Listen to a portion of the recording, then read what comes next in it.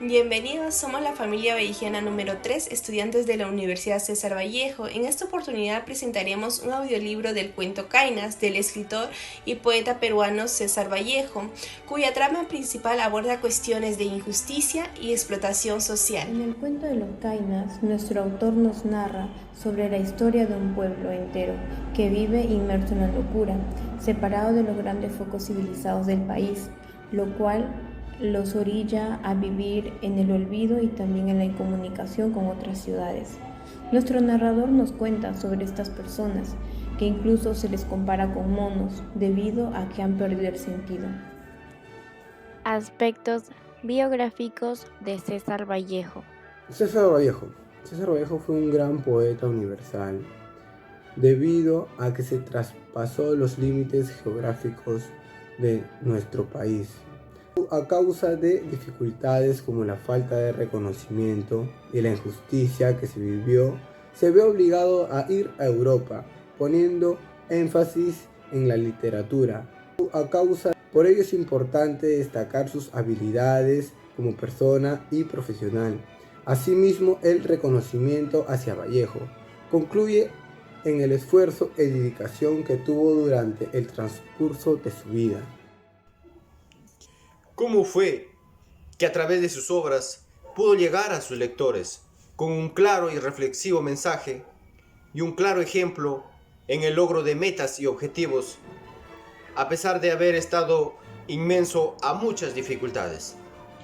Los valores que podemos resaltar son la perseverancia, la empatía, sensibilidad, compromiso social y amor por la patria y cultura. Así como Vallejo emprendió y hoy en día es uno de los poetas más importantes y reconocidos.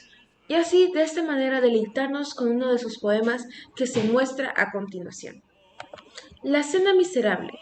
La Cena Miserable fue escrita por César Vallejo en el año 1993, basado en el deseo de la muerte que tiene éste al tener sufrimiento tan grande debido a su soledad.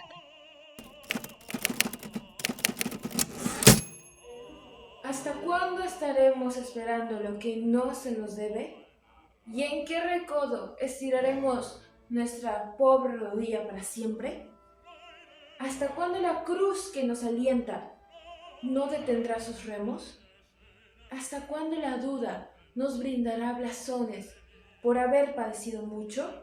Ya nos hemos sentado mucho a la mesa, con la amargura de un niño que a medianoche llora de hambre desvelado.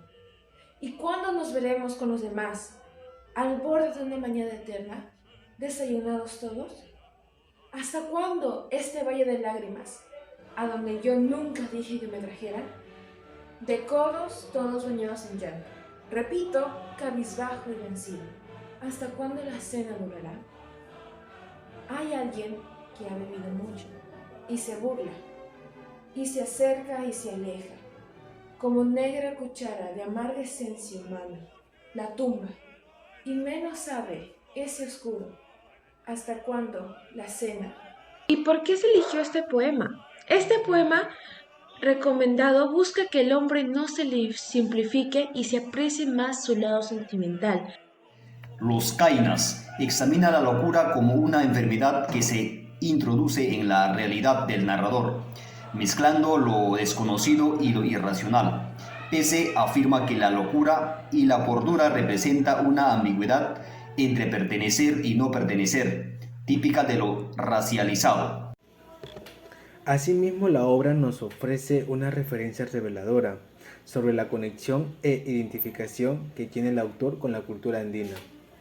Además, de manera cruda, nos muestra la exclusión y los límites sociales presentes en la sociedad.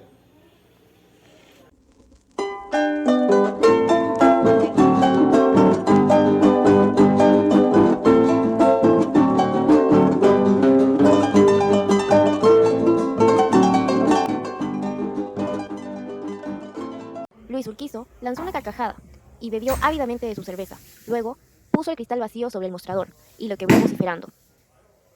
Eso no es todo.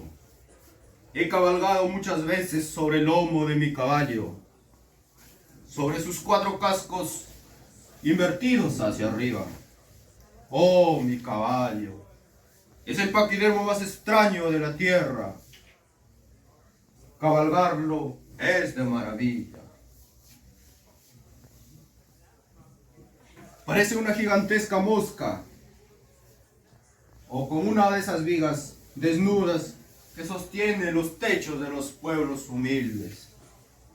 ¡Oh, qué terrible, qué sublime, irracional!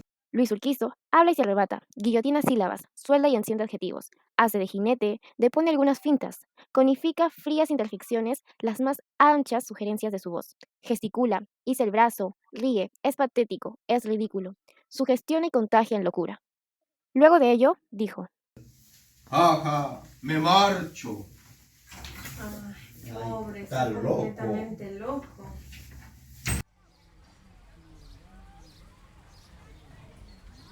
Con el paso de los años, la demencia de Urquizo empeoró, convirtiéndose así en un hombre capaz de reír ante el dolor y llorar ante el placer. Una tarde me lo encontré por el camino, y desde que lo vi, pocos pasos antes de cruzarnos, se despertó en mí una desusada piedad por aquel desgraciado, que por lo demás era mi primo, en no sé qué remota línea de consanguinidad materna, y al cederle la vereda, tropecé con algún bache, y fui a golpear con el mío un antebrazo del enfermo Urquizo, quien protestó colérico. ¿Acaso usted está loco? La exclamación sarcástica del alineado me hizo reír. Decirme loco, cuando el loco era él, porque el atribuirme la descompaginación de tornillos y motores que solo en él había.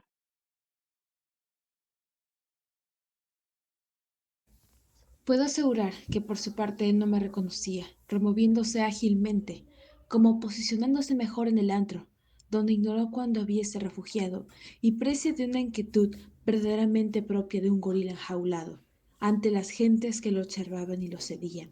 Saltaba, gruñía, rascaba en la torta y en el estucado del granero vacío, sin descuidarse de mí ni por un solo momento, presto a la defensa y al ataque. ¡Oh, padre mío! ¿Qué te sucede? ¿Por qué te comportas como un chango? Rompí a suplicarle, impotente y débil para lanzarme a sus brazos. Mi padre entonces se puso bruscamente su aire diabólico, desarmó toda su traza, indómita, y pareció salvar de un solo impulso toda la noche de su pensamiento. Deslízose enseguida hacia mí, manso, suave, tierno, dulce, transfigurado, hombre, como debió de acercarse a mí mi madre el día en que se estrecharon tanto y tan humanamente, hasta sacar la sangre con que llenaron mi corazón y lo impulsaron a latir al compás de mis sienes y mis plantas. Pero cuando yo ya creía haber hecho la luz en él, al conjuro milagrosamente del clamor filial, se detuvo a pocos pasos de mí, como enmendándose allá en el misterio de su mente enferma. La expresión de su faz, barbada y enflaquecida, fue entonces tan desorbitada y lejana, y sin embargo tan fuerte y de tanta vida interior, que me crispó hasta hacerme doblar la mirada, envolviéndome en una sensación de frío y de completo trastorno de la realidad.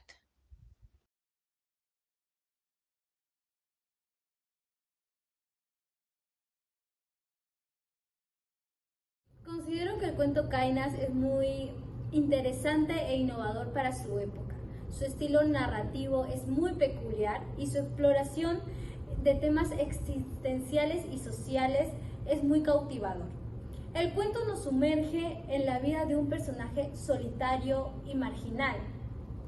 Explora sus pensamientos, sus experiencias, cómo ve él el mundo y cómo lo diferencia él. Es una obra que ha sido muy analizada por su simbolismo y su representación de la alineación humana.